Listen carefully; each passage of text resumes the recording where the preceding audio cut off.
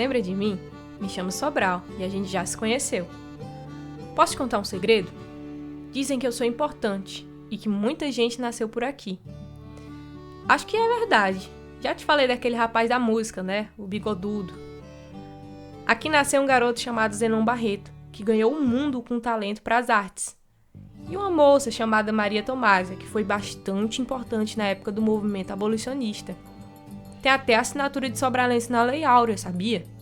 Ah, e tinha até um médico que cuidava da família real, que nasceu aqui. Mas foi no dia 29 de maio de 1919 que o meu nome ganhou o mundo. Esse dia amanheceu meio estranho. As pessoas andavam pra lá e pra cá com cacos de vidro na mão pra ver o sol, e uns estrangeiros que já estavam aqui há algumas semanas apontavam pro céu com uns aparelhos enormes que eu nunca tinha visto na vida. Depois, fiquei sabendo que aqui foram tiradas fotografias do eclipse total do Sol, e elas foram usadas para comprovar a teoria científica de um alemão descabelado. Tem até uma estátua dele lá na minha margem esquerda, tal de Albert Einstein. Essa história quem conta bem mesmo é o pessoal lá do Museu do Eclipse, mas eu vou tentar contar ela para vocês. Mas lembrem que eu já sou uma senhora de mais de 250 anos. Se eu esquecer de alguma coisinha, me perdoem. Os estrangeiros chegaram quando eu era jovem, eu só tinha 145 anos. Por aqui, só viviam mais ou menos 12 mil pessoas, e era muito difícil que gente de fora me visitasse. Eu ainda nem tinha energia elétrica. Estava passando por anos de poucas chuvas, e as pessoas sofriam para conseguir água. Os visitantes chegaram de trem, e como ficaram hospedados nos casarões das famílias mais ricas da época, tiveram todo o conforto que eu podia oferecer. Nenhum problema da falta d'água eles enfrentaram. Depois eu fiquei sabendo que na verdade eram 3 grupos.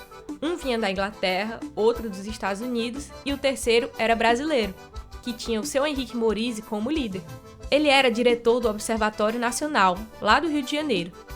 E não é que com pouco tempo que eles apareceram por aqui, na minha ferrovia apareceu um carro?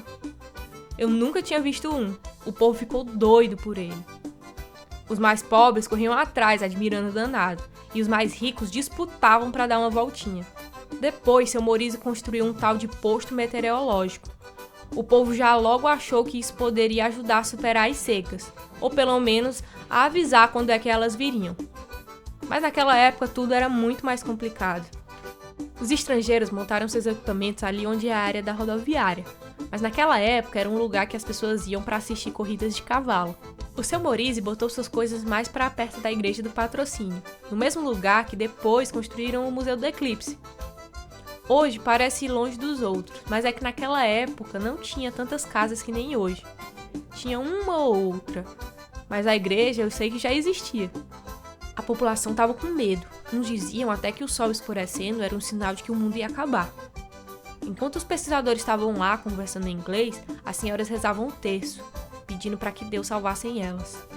Os cientistas então passaram a explicar para a população o que era esse tal de eclipse e pedir para que eles não se desesperassem. Eles diziam que uma onda de pânico geral poderia atrapalhar as pesquisas. Por isso, o seu Morizzi foi nos jornais e mandou um recado. O dia 29 de maio de 1919 amanheceu nublado. Seu Morizzi e os outros estavam preocupados, porque as nuvens não permitiam que o sol fosse visto, muito menos fotografado.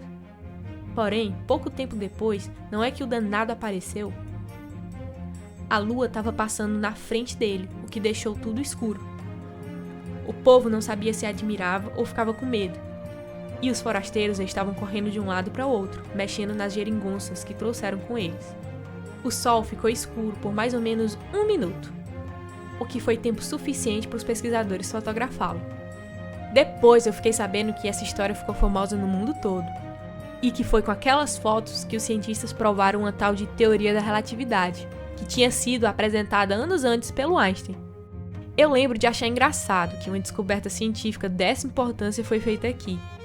Algumas pessoas às vezes teimam em dizer que o Nordeste é atrasado, e naquela época ainda falavam mais besteira desse tipo. Então eu sinto orgulho de ter participado de uma coisa que mudou o mundo, sabe? Como se não bastasse o beco, minhas igrejas, as pessoas que nasceram aqui e as águas do meu amigo Acaraú, agora o meu céu tinha água a contar. Eu sei que naquele dia marquei para sempre a história da humanidade. e ajudei a abrir portas para o mundo moderno. Mas sei também que minha história ainda não foi concluída. Novas fotos e fatos são apresentados todos os dias a partir do vai e vem nas minhas ruas, do meu comércio, das manifestações culturais e do meu povo. Tudo aquilo que faz a minha gente se reconhecer sobralense.